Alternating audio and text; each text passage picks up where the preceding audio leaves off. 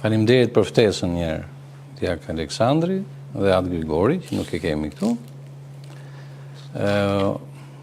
Unë nuk i them do të asnjëherë jo Atë Grigorit, kur më thotë që du të bëjmë i temë me rinin, sepse e kam një kënaqësi të veçantë, që t'jem në prezencën tuaj, gjithmonë të qenurit pranë jush më bën ndjem shumë mirë, më bën të ndjem përsëri i ri, megjithëse mosha bën veten, më lidh me shumë kujtime të kaluara, sepse unë dikur kam qenë student si juve dhe kam kaluar të njëjtat pak a shumë eksperjenca që ju po kaloni sot. Por ndryshimi vetëm është që vitet kur unë kam qenë student kanë qenë vite kaotike, të tmerrshme, domethënë, ndryshimi i sistemit nga sistemi komunist në sistemin demokratik, të cilën tash kur e shikoj në retrospektiv, shikoj që e vetmja gjë me vlerë për cilën nuk jam zhgënjyer me atë ndryshim të madh që ndodhi, është që ky sistemi i ri dha lirinë fetare. Për pjesën tjetër, pastaj ka shumë për të thënë, për të diskutuar, kam mësuar një zhgënjim total nga të gjithë ajo çfarë ndodhi atëherë dhe çfarë ndodhet sot e kësaj dite, por për pjesën që u lejua besimi fetar, ajo më solli një gëzim të jashtëzakonshëm atëherë si student i Akademisë Arteve në vitet 90. 90-94 kam mbaruar Akademinë e Arte, sa për një kështu njohje për ata që nuk kanë njohur për herë të parë. Është kontakti i parë dhe i kemi përjetuar jashtëzakonisht shumë ato ditë, ato ngjarje, kur u fol për herë të parë hapur pa frikë për ekzistencën e Zotit, filluan të hapeshin tempujt, secilit shkonte në atë vendin e vet të origjinës, për shkak se sistemi i kaluar na gjeti të papagzuar. Pra unë isha i papagzuar, domethënë isha i fundit në familje, që kam lindur në 71 dhe në 67-ën kisha u mbyll dhe motra ishte e pagzuar, unë jo. Edhe që në ditë e para filluan ato, si them, interesimet në kish, çfarë duhet bëjmë, me qëllim që të afrohemi përsëri me kishën. Fillua të pyes nga njerëz që ishin më të mëdhenj në moshë ose njerëz që i kishin kaluar këto eksperiencë para me, edhe bashkë student të Akademisë Arteve. Dhe më në fund më një peripecie relativisht gjatë. Kam pas edhe një eksperiencë personale dhe një lloj, le të themi, një lloj thirrje nga Zoti. Dhe mbas disa muajsh, pastaj më tepër me insistimin tim se sa me atë të familje, se familja më këshillonte që duhet të urojmë traditën, të thresim kumbarin, kumbari ishte në Tiranë, ishte shumë larg nga Tirana, me shërbim, ishte mersi shumë larg. Plus që ai ishte në kohën e komunizmit, ishte bërë dhe i komunist, interesi fetar ishte zero, domethënë pavarësisht traditës, ai këtë pjesë nuk me themi se njifte fare, se s'interesonte fare, dhe kur e pash që problemi ishte pas zgjedhje, sepse dija që duhej një kumbar, faktikisht më vonë mora vesh që nuk duhej kumbar. Kumbari duhet nga mosha 0 deri 12 vjeç. Vendosa me, si them, me insistimin tim që të pagzohesha, të vetë pagzohesha. Caktuam një datë në kishën e ungjillëzimit atje, sapo ishte hapur, akoma dukeshin ato, si them, duke si një gërmas, si një rënoj e mbetje e komunizmit, e keq trajtuar, edhe e lënë pas dore si godin, por që me njerë me ardhen e kryptoskopit, domethënë ai direkt ndërhyri dhe gjën e parë që bëri i paroj kishën,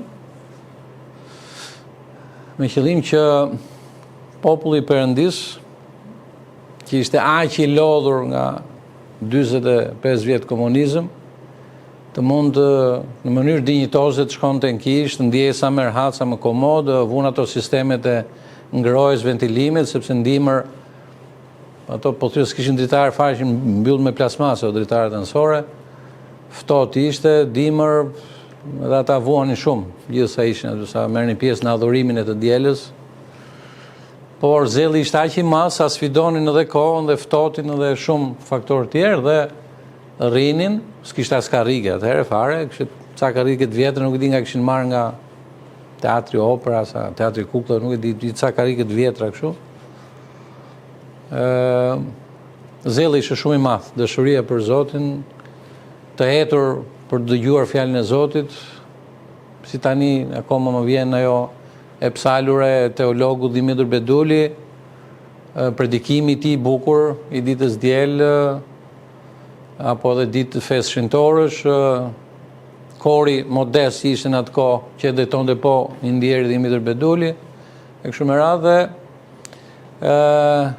si e ndërmend tani pak a pak gjithë atë periudhë dhe me sa mbaj mend, domethënë, kur fillova të mësoj pak më shumë se etja ishte shumë e madhe, nga trashëgimia familjare nuk kisha kulturë fetare, përpos çka kisha lexuar vetë autodidakt, dhe shumë gjëra i dëgjoja për herë të parë dhe pak nga pak filluan të mësonim, të merrnim atë katekizmin bazë, domethënë, si pagzohemi, pse pagzohemi, që janë misteret e kishës, si bashkohemi neve me Krishtin, jo të gjitha i kuptoja, po e dija që duhet të vija në kishë dhe pak nga pak, nuk them jo me 1 muaj, jo me 2, as me 2 vjetë, po pak nga pak filluan të mësoheshin të gjitha këto të vërtetat e besimit dhe sa më shumë zbuloheshin, aq më shumë më shtohej dashuria për Zotin dhe për kishën e tij. Lexonim çdo material që na binte në dorë. Në fillim shpesh materialet ishin me dispensa, me fotokopime, nga librat e këtyre teologëve apo librat vjetër të kishës. Pak nga pak filloi me insistimin e kryepeshkopit, shtypshkronja Nazaretit të prodhonte libra të vegjël, broshura, përkthime të ndryshme të librave të kishës, jetë shintorësh. Dhe ishte një diçka e mrekullueshme, domethënë, se si ndodhi ky proces, pak nga pak, çdo ditë, dhe se si mund të transformohet një njeri në prezencë të Perëndisë, të hirit Perëndisë, të mistereve të shenjta. Tani kur kujtohem për shumë gjëra, ndoshta edhe mëkate që mund të kemi bërë atëherë nga padituria, ndjehem keq. Edhe thosha me veten time sa mirë do të ishte sur këto gjëra ti dija dhe mos t'i bëja, për shembull, edhe t'i bëja ashtu siç duhet, si krishterë, siç na takon që t'i bënim. Vija re me çudi, për shembull, se ndodhte një fenomen i çuditshëm, domethënë që një pjesë e të rinjve hynin brenda, rinin 10 minuta çerekore, pastaj dilnin jashtë dhe fillonte biseda. Edhe më kujtohet pastaj një herë, kam qenë sapo isha bërë diakon në vitin 2002, kur kryepeshkopi shumë i ndinjuar më thotë, "Mo dil jashtë dhe thuaj njerëz ty në brenda, dhe ç'është kjo?" Tha, "Gjysma e kishës për jashtë."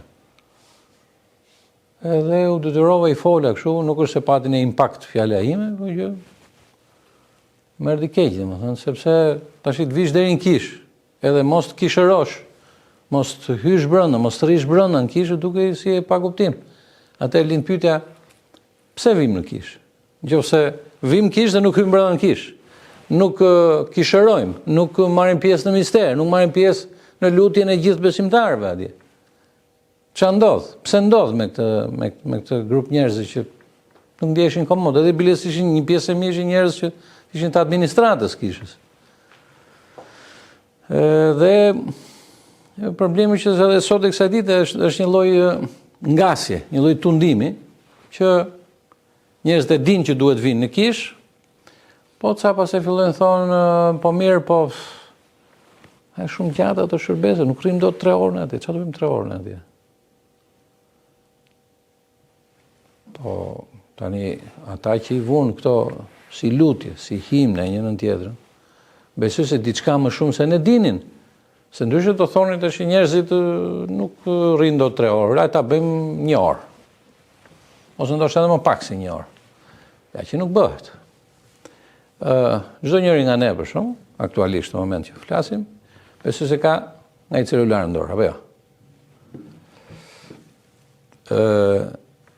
Sa do i mirë tjetë i sofistikuar të celulari, në rast se i bie bateria dhe fiket, mund tjetë më funksional? Nuk mund ndodh. Sa do i mirë tjetë, fjala e fundit teknologjisë. Ka nevojë që kur bën pip bateria, duhet vësh pa tjetër në karikim, se ndryshe fiket. Kështu ndodh dhe me neve. Duhet bëj ciklin, nëse thot ajo do 2 orë karikim, 2 orë duhet i bësh 2 orë, po hoqje për çerekore nuk e karikon dot. Mas 1 orë 2 prap do të fiket, prap duhet ta karikosh. Duhet bërë cikli plot. Pra kështu edhe neve kur etrit e shenjtë që themelosën besimin tonë, caktuan që adhurimi i të dielës, për shembull, janë shumë gjëra, po flas për misteret e kishit janë shumë, janë 7 të kryesorë që i themi dhe shumë themi vazhdimisht, por nuk janë vetëm 7, por i themi 7 më kryesorët, siç janë pagëzimi, mirosja, kungimi ose liturgjia hyjnore, pendim rrëfimi, vajosja, kurorëzimi dhe dorëzimi priftëror. Janë edhe të tjerë thashë edhe një herë, po këto janë më kryesorët. Dhe po të vini re për shembull të gjitha këto janë të gjata si shërbesa, kanë brenda shumë urata, ka brenda shumë psalme, shumë lutje. Dhe njëti fenomen ndodh te çdo mister që kryhet. Shumë sa të gjata i keni shërbesa. Dhe ata që nuk vinë në kish për të kishëruar, pra për të hyrë në marrëdhënie me Perëndin, për të komunikuar me Perëndin, për të folur me Perëndin. Ata nuk rrin dot. Nuk i nxë kisha. Dhe vjen armiku, i fryn në vesh dhe i nxjerr jashtë. Duhet dim që në kisha është shtëpia e Perëndis. Dhe aty gjenden me bollok hiri i Perëndis. Është kisha, jo thjesht godina, po kisha, institucioni kish, duke futur brenda dhe godina dhe tempullin, është manifestimi i mbretërisë së Perëndis në tokë. Çdo ditë diele, kur neve adhurojmë Perëndin, ty zbret gjithë qielli, edhe bashkohet qielli dhe toka, bashkohen bashkë, bëhen një. Kur prifti përgatit meshën, besoj dikush duhet t'ju ketë folur, është mbajtur një herë temë për meshën, për proskomidhin, për këto. Çfarë është mesha? E dini çfarë është mesha? Mesha është darka e fundit që Zoti ëngri me dishepujt, apo jo? Si thaj, masi në ëngrët darkë, thot, ai mori bukën, e theu, falenderoi, tha, merrni hani, ky është trupi im, që thyet për ju për ndjesën mëkate. Pastaj mori kupën me verë, bekoi, falenderoi, e piu, tha, merrni pini, ky është gjaku im, gjaku i beslidhjes së re, që derdhet për juve për shumë për ndjesën e mëkate. Sa herë që të mblidheni, bëjeni këtë në përkujtimin tim. Pra, kjo është porosi, urdhër i vetë Zotit tonë Jezusi Krisht dhe të krishterët që nga koha e apostujve deri në ditët e sotshme, sa herë që mblidhen për të kujtuar posimin shpëtimtar të Zotit, thyen bukën dhe pinë verë. Pra, e përgatisin priftërinjt atje brenda njerore dhe u anxherin dhe besimtarëve që të marrin jashpra, kungatën, trupin dhe gjakun e Krishtit. Nuk është si trupi dhe si gjaku, është trupi dhe gjaku i Krishtit. Dhe aty, kur marrim bukën dhe verën, kungojmë trupin dhe gjakun e Krishtit dhe bashkohemi me Krishtin. Kur përgatitet proskomidhia, për ata që s'kan pasur rast, për shembull, do t'ju ja shpjegoj, sidomos për vajzat që nuk e kanë këtë mundësi të hyjnë njerore.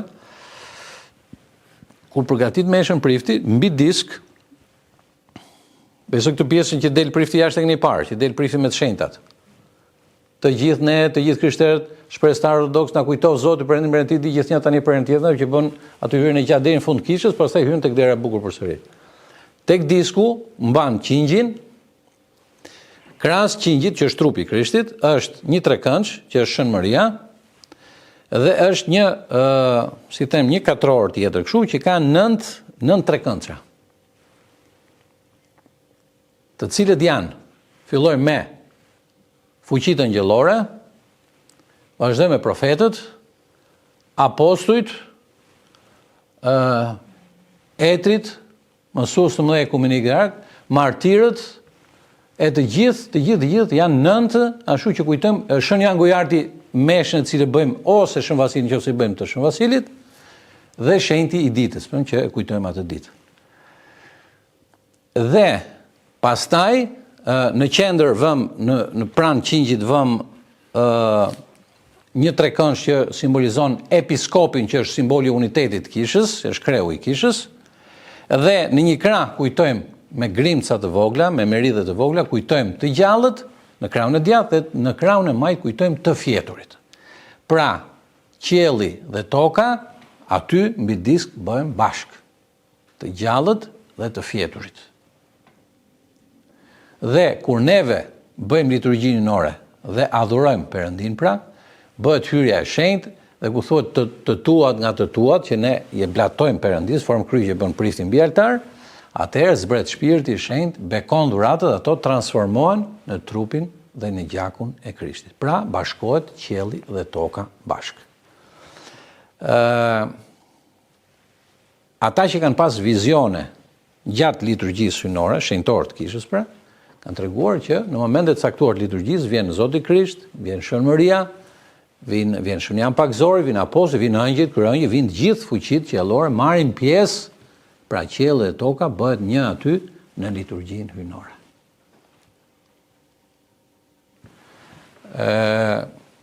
Në rast se ne vim të përqendruar për të marrë pjesë në liturgji, në adhurim, atëherë ne do të ndjejmë luftën shpirtërore. Në një krah veprojnë demonët, frymrat e liga, që duan të na shpërqendrojnë, të na nxjerrin jashtë nga liturgjia. Nxjerrja jashtë fillon me mendimet. Ku nxjerr me mendimet çon aty adhurohet Krishti, mendja jote shkon plazh për shkak, ose shkon kinema, ose shkon ku do shkojmë takohemi me shojt, pim kafe, bëjmë këtë, bëra mendimet e botës. Derisa tundimi bëhet aq i fortë se i thot, po unë çfarë bëj këtu, më mirë ul aty ke kafe, pin kafe, bëjnë çik muhabet aty kënaqur. Dhe ka raste ata që janë më dobët besim që edhe gjatë liturgjisë arrin që i nxjerr i ligu jashtë, edhe ata mbenten pa këtë kontakt dhe takim personal me Zotin që ndodh çdo ditë diele dhe çdo ditë adhurim, po kryesisht adhurim të dielës që është porosia e Zotit. 6 ditë do punosh, do bësh tërë punët tua, ditën e 7 do bësh pushim për Zotin, Perëndin tënd. Dhe dita e 7 është dita e diel, është dita e adhurimit. Në shumë gjuhë, dita e diel quhet dita e Zotit. Ne i themi e diela se na vjen nga paganizma, e diel e diella, pra nga dita e diell. Sunday që thon anglezët, dita e diellit, që vjen nga paganizma, kohët e lashta. Dhe adhurosh gjithë perëndit e Olimpit dikur. Në fenë krishterë, për shembull gjuhën latine është Domenica, Dominus, dita e Zotit. Në gjuhën në atë greke thon Kyriaki, dita e Zotit prap. Kyrios, Zoti. Kështu që ne këtë ditë duhet marrim pjesë në adhurim, ditë të diele, qysh në mëngjes. Shqetësimi jon, mendimi jon kryesor të jetë adhurimi. Mos mendoni të planifikoni asnjë gjë ditën e ditë, të paktën para orës 12. Mëngjesin që kur zgjoni deri në 12 planifikoj, unë do jem në kish. Do shkoj të kishëroj atje. Pra do shkoj të karikohem shpirtërisht. Do shkoj të marr ndjesën e mëkateve. Do shkoj të bashkohem me Krishtin.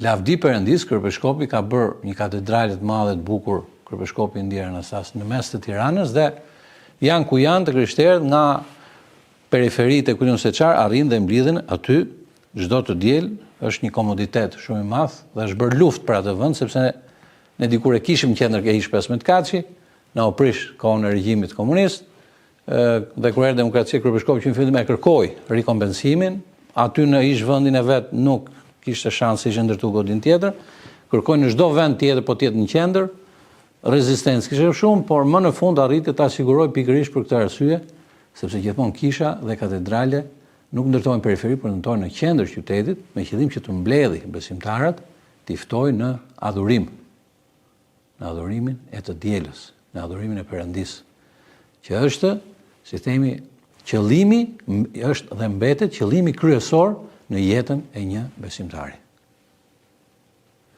Për dy funksione është krijuar njeriu. Adhurimi dhe shërbimi, dy gjëra. Adami kur u krijua atje në kopësht, për këtë qëllim e vuri në mes të kopshtit Zoti, dhe i tha që si ky kopsht i parajsës, që ishte i bukur, i mrekullueshëm, ato pemët e mrekullueshme një nën tjetrën, me ato kafshë një nën tjetrën, duhet sipas atij modeli njeriu të transformonte gjithë botën.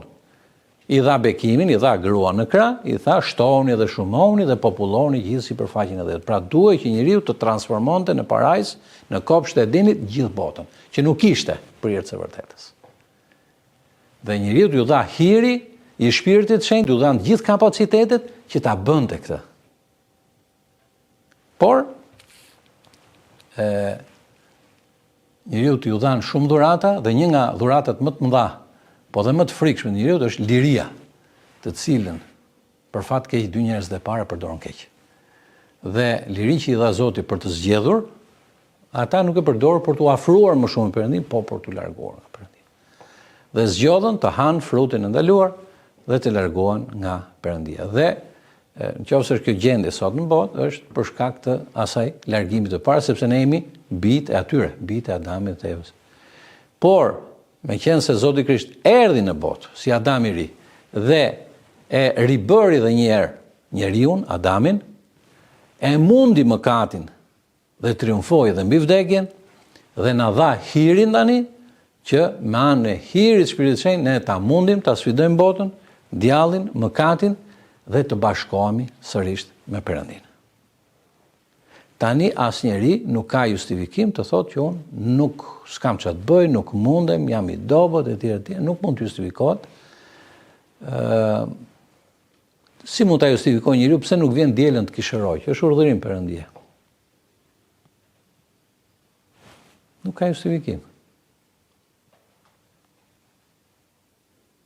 Më ka qelluar të shikoj nëna shpreshtare që edhe ashtu të smura, me vështirësi shumë mëdha, mezi janë ngrit nga krevati, mezi kanë dalë nga shtëpia, domethënë kanë marrë taksi me vështirësi, i kanë shoqëruar njerëz, i kanë bajt për krau, që të shkojnë në kishë të kishëroj, ose të ketë mundësi të kungohet me trupin dhe me gjakun e Krishtit.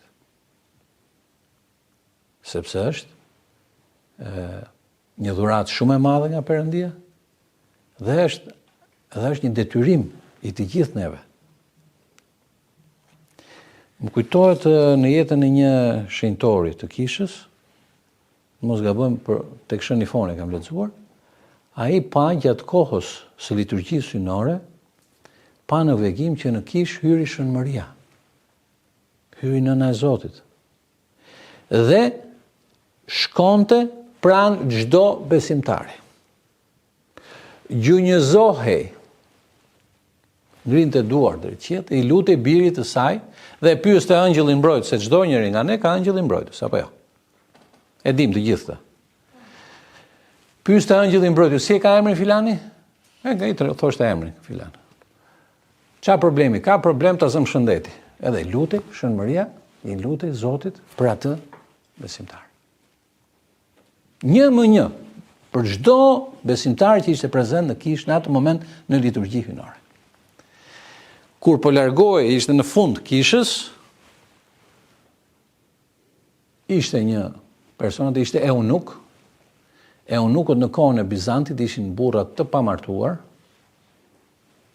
të tredhur më saktësisht, të bërë qëllimisht për atë punë, që të merreshin vetëm me çështje administrative, e dedikonin gjithë jetën e tyre në shërbim të oborrit perandorak, ishin të pasur, ishin gjendë gjithmonë të mirë, ekonomike, dhe Shënmëria ndaloi te ky dhe pyeti angjëllin vet, i tha, "Ky kush është?" I thot, "Filani emrin", thot. Ky thot, "Çfarë shqetësimi, çfarë problemi ka?" Ky tha, "Është shumë i pasur", i tha angjëlli, "po i ka fryrë djallin vesh që sa je gjallë të jetë, me sa je mirë, domethënë, me paratë që të vinë mos jep lëmosh", kanë thënë. Se si dihet si vje jeta, në fund të jetës do kesh para për të shërbyer njerëzit apo për të paguar mjekun kur të kesh nevojë ndonjë, pra mos bëj fare lëmosh. Dhe kishte ngurtësuar zemrën i gënjur nga ky lloj mashtrimi të likut dhe nuk bënte asnjë. Vinin se në kish dihet që vinë të varfër, kërkojnë lëmosh. Dhe ky i largonte me përbuzje të varfër që kërkonin lëmosh dhe nuk i jepte asnjë kacille. Atëherë Shënmëria thotë u hidhërua aq shumë thotë se ktheu kokën nga krau tjetër e hidhëruar shumë dhe shumë e mërzitur. Dhe tha, ajo që ka frikë se do t'i ndodh, ajo le t'i ndodhi, tha. Edhe u largua, sepse ishte i fundit dhe u largua Shënmëria. Dhe thotë Shënifoni që mora vesh thotë mbas pak ditësh thotë, ky menjëherë thotë u sëmor thotë, e unuku. E shkriu gjithë pasurinë thotë nëpër mjek e në fund mbas pak muash vdiq me i vdekje të tmerrshme. Pa pas asnjë njeri afër. As mik, as shok, sepse kishte bërë një jetë tepër egoiste. Me pasurinë e madhe që kishte, nuk kishte bërë miq. Që të vinë dikush të interesohej për të, të shqetësohej për të. Dhe vdiq në mënyrë të tmerrshme. I themi këto historira, jo thjesht për të u sa e bukur që janë kjo histori. Ato që lexojmë nga mësimet e shenjtorëve është që jo vetëm të kuptojmë misteret, po edhe të përpiqemi sa më shumë, sa është në dorën tonë, që të lidhemi me Zotin me anë të këtyre mistereve të kishës. Të kishërojmë sa më shumë. Sa herë që na jepet mundësia, patjetër çdo të diel, të marrim pjesë në aktivitetet e kishës, ta quani fat të madh, bekim të madh. Dhe jo angari, siç e mendojnë disa, duhet të shkojnë kishë, ose diel nesër, po çfarë do bëj? Të fluturoni nga gëzimi. Që e keni këtë fat të madh, që keni priftërinë, si thot një mësues i kishës, sikur mbien të gjithë të drejtët e botës, nuk u japin dot trupin dhe gjakun e Krishtit. Vetëm prifti e bën këtë. Jo nga denjësia e tij, por nga hiri i priftërisë. Momentin që ai pranoi të shërbesi prift, Perëndia i zbret hirin dhe derisa ja ka zbritur hirin, është i detyruar të dëgjojë çdo lutje dhe përgjërat që bën prifti, e dëgjon ëngjëll dhe çon tek Perëndia dhe kryet ajo punë. Sepse ai përfaqëson kishën. Jo veten e tij. Edhe po të jetë në jetë e përditshme njëri, e themi, edhe mëkatar po të themi. Përsëri misteret ndodhin. Kur ai lutet mbi bukën dhe verën, ta kthej në trup dhe gjak të Krishtit. Kur lutet mbi ujin ai për ta bekuar, bekohet uji atje, bëhet ajazëm uji. Kur lutet mbi vajin, bëhet vaj i shenjtë i përshërim trupi dhe shpirti. Prandaj thot Shëngo Zmaj, kur shikoni një prift të një mbret, shkoni njëherë me uratën e priftit, thot, pastaj përuluni mbretit, thot. Sepse mbreti ka fuqi mbi këto gjërat toksore, thot, kurse prifti mbi ato qellore, thot. Edhe po të shihni, thot, një ëngjëll dhe një prift, thot, shkoni ti merrni bekimin priftit, thot. Pastaj thot respektoni ëngjëllin. Sepse ëngjëllit mund të jenë më të pastër, më të shenjtë, po nuk e bëjmë dot ku ngatën ëngjëllit. Gjithë ëngjëllit e botës po të vinë këtu, në këtë çast, nuk e bëjnë dot ku ngatën. Sepse Zoti këtë dhuratë ja dha priftërisë, ja dha njerëzve. Edhe ai prifti edhe po mos je i denj apo i shenjtë, lutet, buka dhe vera kthehet në trup dhe gjak të Krishtit. Dhe është një dhuratë shumë e madhe. Dhe Zoti ju ka bërë të denj në brezin tuaj të jetoni këtë mrekulli. Sepse një brez përpara, nëse keni dëgjuar nga gjyshrit, u ndalua në mënyrë kategorike dhe të përmend emrin Zot. Lere to të marrësh kungate, të marrësh ujë të bekuar, të marrësh të lyesh me vaj të shenjtë, e të shërohesh. Me çfarë dëshpërimi njerëzit asaj kohe kërkonin Perëndin, fshehura se s'dinin ku ta kërkojnë, ku ta gjenin. Shkonin dhe luteshin nëpër rrënojet e kishave, fshehurazi dhe natën, dhe aty kishin frikë. Mos t'i kapnin, t'i arrestonin, t'i fusin burg. Dhe Zoti edhe atëherë, edhe në ato rrethana të vështira, edhe atje bënte mrekulli. Ata që kishin zemër, shpirt, besim, dhe që shkonin atje, kërkonin Zotin dhe e gjenin. Prandaj, vlerësojeni shumë këtë fakt.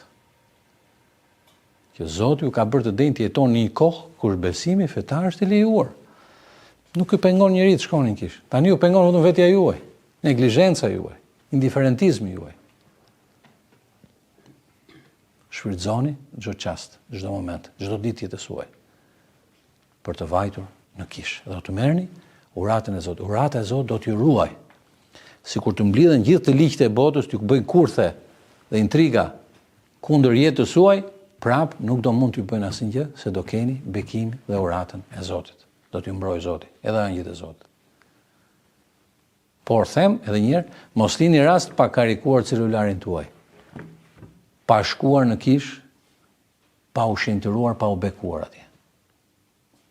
Shfrytëzoni çdo minutë që do rrini në kishë për të lutur, për veten tuaj, për shpirtin tuaj, për familjarët tuaj, njerëz që mendoni që i doni, madje edhe për armiqtë tuaj.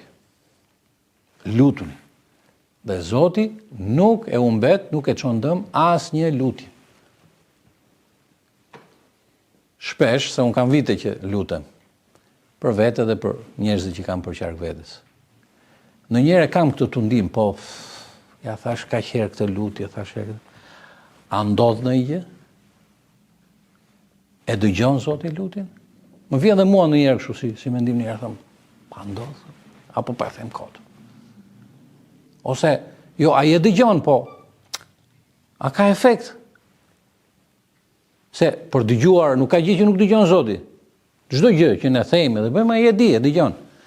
Por pastaj të bëj atë që kërkojmë ne, pastaj është temë tjetër. E bën apo s'e bën? Po ma Zoti dëgjon të gjitha lutjet tona. Ne do them diçka, një histori që mua më pëlqen shumë, e kam përdorur edhe herë tjera si histori, për këtë punë e kishërimit, se sa e rëndësishme është. Tregohet në kohën e Bizantit, atë ishin njerëzit shumë besimtar, shumë shprestar, në Konstantinopol, jetonte një njeri i pasur, i burri ves, i kishte ndruar jetë e shoqja, ishte vetëm me djalin e vet. Djalin e vetëm. Në një moment caktuar, nga njeri i pasur, pra ishte tregtar, me tregti, fatkeqësisht i ndodh një gjë me madhe, një katastrofë e madhe, të tre anijet me të cilët ai bënte tregti, të tre i mbyten. Dhe ky menjëherë bie në mjerim shumë të madh. Ngelën vetëm me djalin, edhe shërbëtorët që shërbenin ikën se s'kishin para për të paguar, nuk dinin ç'të bënin. Ja tu mendua gjatë, tha birimi, tha ka menduar diçka. Në rast se do më dëgjosh, tha, do kesh uratën time dhe Zoti do të ruaj, do të mbrojë gjithë jetën tënde, tha. Për ndryshe pastaj do të humbasim të dy, tha. Çfarë thot? Ka menduar birimi, thot, të shes si shërbëtor në shtëpinë e një filan që është shumë i pasur. Edhe ti do kesh një shtëpi për të jetuar, tha, ushqimin e dinjitetin e tjetër, nuk do vdesim nga uria të dëshpëruar. Edhe unë do të mbyll ditët e fundit të jetës sime, do të mbyll, pra të kem një para që mos vdes nga uria edhe unë. I biri, i tha baba, tha, nëse ti e ke menduar dhe vërtet mendon që kjo është më e mira për ne dy, tha, unë do bëj bindje, tha. Jam gati të bëj çfarë më thuash ti. Por i tha në fund, i tha, jadi, mirë, tha birim, tha, do t'jap një porosi, tha, të vetme. Sa herë që del nga shtëpia, i thotë, dhe të bie rruga që kalon pranë një kishe, dhe dëgjon që aty brenda po bëhet adhurim. Mos vazhdo rrugën, thotë, ktheu futu në kishë, thotë. Rri dhe dëgjo meshën, derisa to të pristin me uratat e etërve tanë të shenjtë, o Zoti Jezu Krisht, më shiron na shpëton amin. Që thot pristin me uratën në fund. Pastaj thot, merr na forën dhe ik. Po të bësh edhe këtë, thot, Zoti do të ruaj, do të mbrojë gjithë jetën tënde. Qoftë e bekuar, tha baba, u kry, siç tha babai, ashtu u bë, dhe ky filloi shërbimin në shtëpinë e një të pasurit. Nga që ishe shumë i sinqert, djali më të ishte në atë kohë 15-16 vjeç, 17 vjeç, ishe djali i ri. Ishte i bindur, ishte i thjesht, ishte modest, ishte i përulur, i sinqert, çdo porosi që jepte ai zotria i bënte me bindjen absolute, madje edhe me gëzim të madh, dhe zotëria e pëlqeu dhe mbante gjithmonë pranë. Një ditë u nis zotëria për të shkuar në punë. Dhe ishte zyrtar shteti.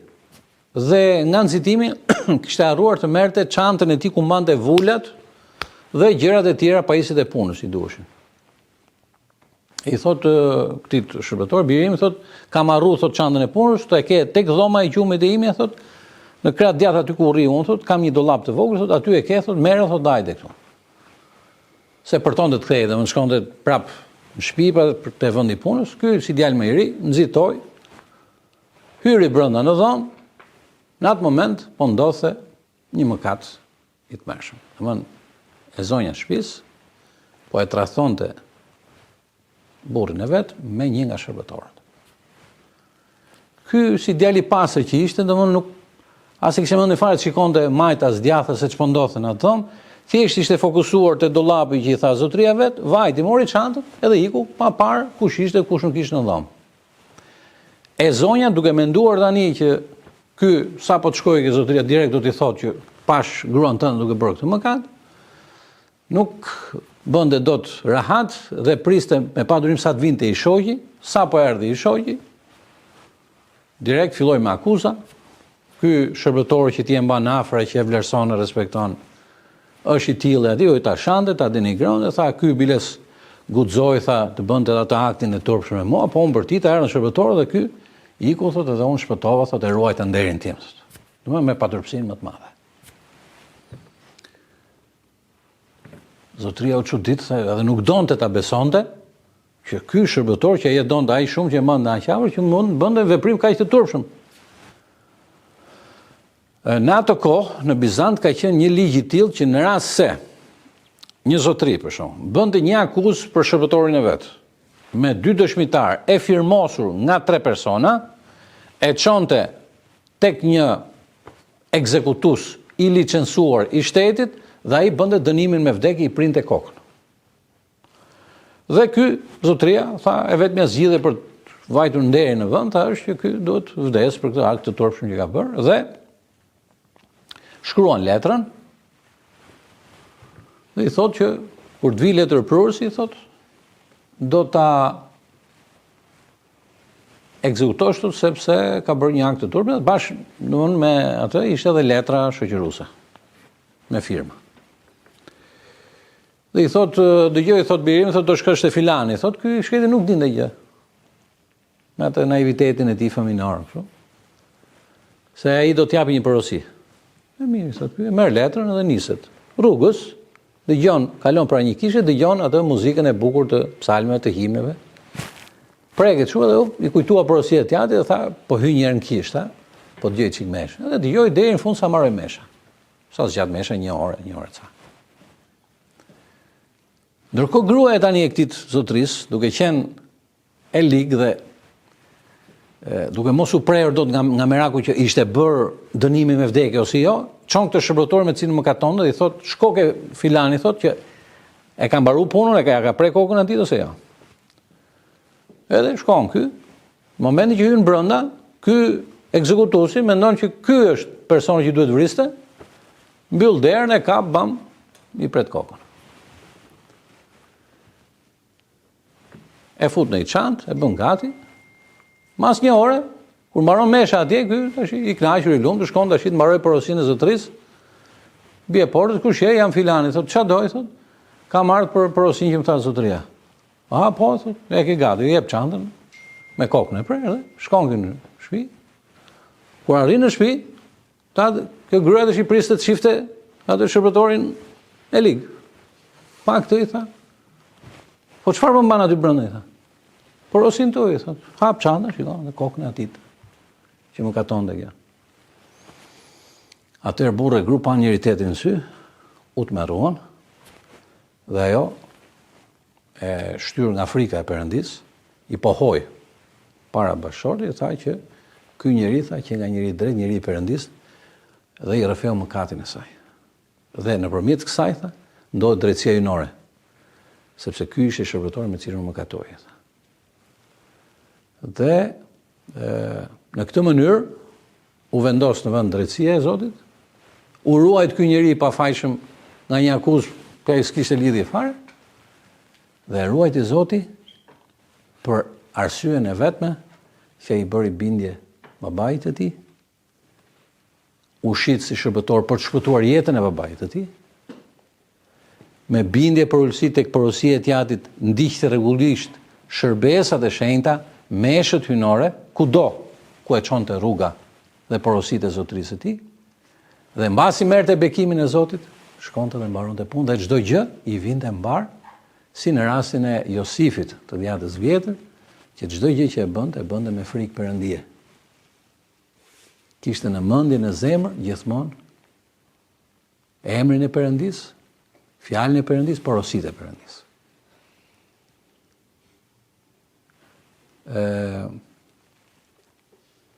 Ka shumë gjëra për të thënë. Dhe kishërimi shumë i rëndësishëm në jetën tonë si besimtar.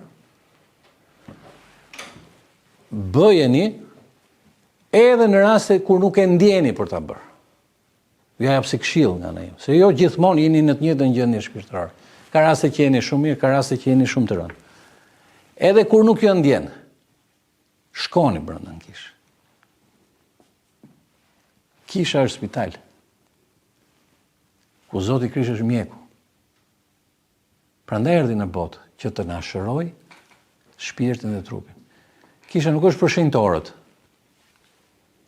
Se shenjtorët janë shumë të paktë. Dhe shenjtorët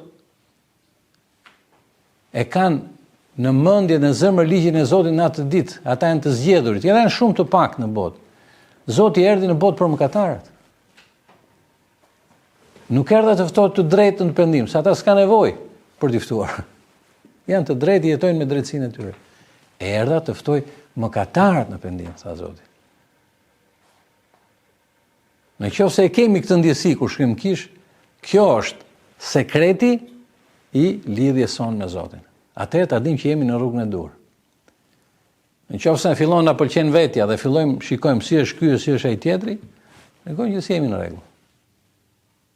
Në qoftë se do merrim gjithë jetën vetëm me mëkatet tona personale, nuk do na mjaftojë gjithë jeta. Unë po ja them nga eksperiencët e mia personale. Nuk mjafton gjithë jeta. Sa krijon një tëmet që ke, dalin të tjera. Dhe shkon gjithë jeta, sa ja thu që nuk e di, do ja dal unë, do korrigjon në herë unë apo do vazhdo të mbetem kështu. Por çdo ditë ka shpresë.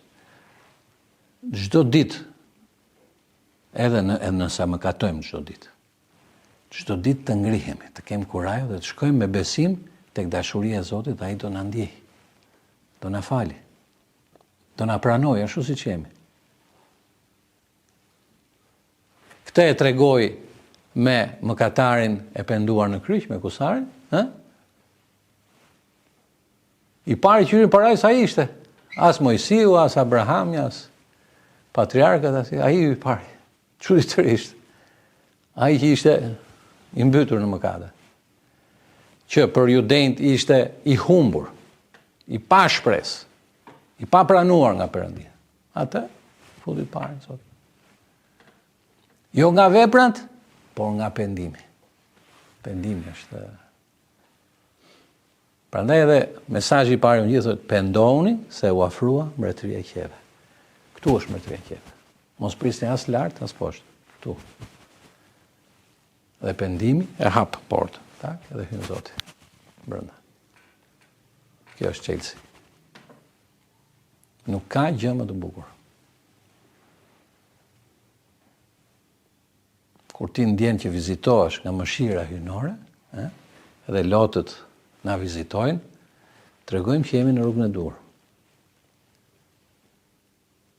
Por këto ndodhin gjatë kishërimit. Mos prit ndodhi as me në ndeshje futbolli, që janë aq shumë pasionuar rinia e sotshme, as në për ato show, spektakle televizive, apo kujtëm se çfarë, apo në vende argëtimi, se unë tani nuk e di që ndodh sot. Kohën time ka qenë diskotekat, sa u hapën atëherë, tash nuk e di që ndodh, çfarë keni ju tash Breziu. Kështu që këto gjëra që keni tani në dorë sa jeni të ri, përpiqeni t'i bëni pjesë të pandartë jetës suaj, që edhe nesër kur të krijoni një lidhje serioze, martesore,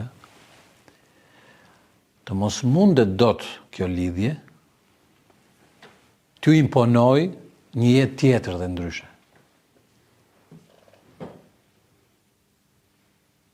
Se kam dëgjuar në gjithë këto vjet e kam parë gjëra të çuditshme fare.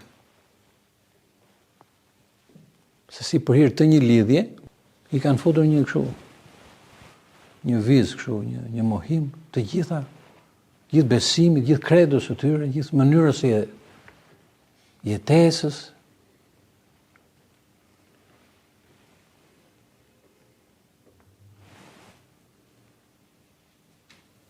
Nuk e di pse ndodh kjo. Se ka një pikpyetje shumë madhe, tash kanë besuar në herën Perëndin ose jo? Se të besosh Perëndin dhe nesër pastaj kur del në jetë atje, kur martohesh, ndërto familje etj. Sillesh pastaj se ke njohur kurrë? Si mund të jetë?